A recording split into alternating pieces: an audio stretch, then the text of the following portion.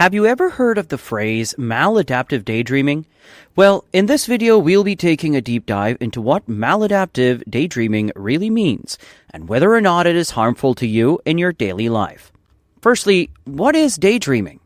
Daydreaming is a way for our brain to take a break from the constant problem solving of everyday life and activate its creative and imaginative side. Now, too much of everything is bad. If daydreaming is excessively interfering with your responsibilities and commitments, if it is profoundly disrupting your personal relationships, work, and academic activities, there is a chance that you are experiencing a condition called the maladaptive daydreaming. So what is this maladaptive daydreaming? Well, daydreaming is quite normal. However, maladaptive daydreaming is when we use this behavior to deal with painful emotions or thoughts such as anxiety, trauma, or depression. Here the term maladaptive is used because it is not the most effective way to deal with our issues, problems, or challenges. Instead, it provides temporary relief or distraction without addressing the underlying problems. In fact, it is like using a cover-up to your problems, just like an addict takes alcohol to deal with his pain. Now comes the big question. Is maladaptive daydreaming bad? Can it really ruin a person's life? Why is it considered potentially destructive to many individuals experiencing it? Well, don't worry. Today we're going to reveal the 5 potential negative effects of maladaptive daydreaming and how it can impact those having this condition. Number 1, psychologically addictive. Maladaptive daydreaming is not bad for physical health like addiction, but its impact on psychological well-being can be significant. Yes, it may seem a bit of a stretch for people who are more down to earth, but daydreaming can be addictive and can compromise mental health. Second, loss of opportunities and isolation. Imagine that every time you have a difficult task at work or have an important conversation with your boss or clients, you get lost in the back and forth of your thoughts.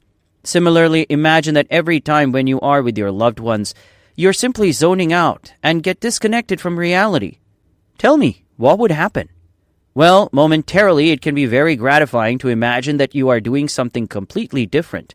Nevertheless, it is just a way to avoid the fear, anxiety, effort, and social interactions that are required to deal with it.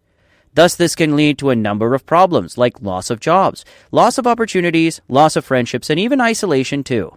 Number 3, development of anxiety and depression.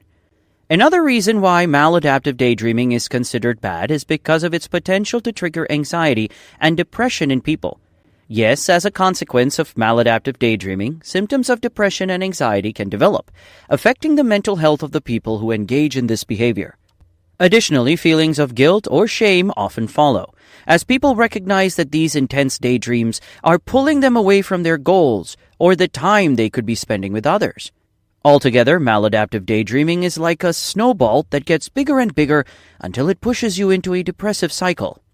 Number 4, compulsive behavior and dependency.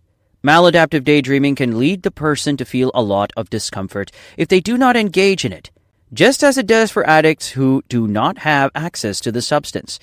As a result, for some people, maladaptive daydreaming becomes a compulsive behavior. It means people can't stop doing it even if it interferes with their lives. Number 5, mental health strain and emotional distress. Maladaptive daydreaming has a profound impact on one's emotional health.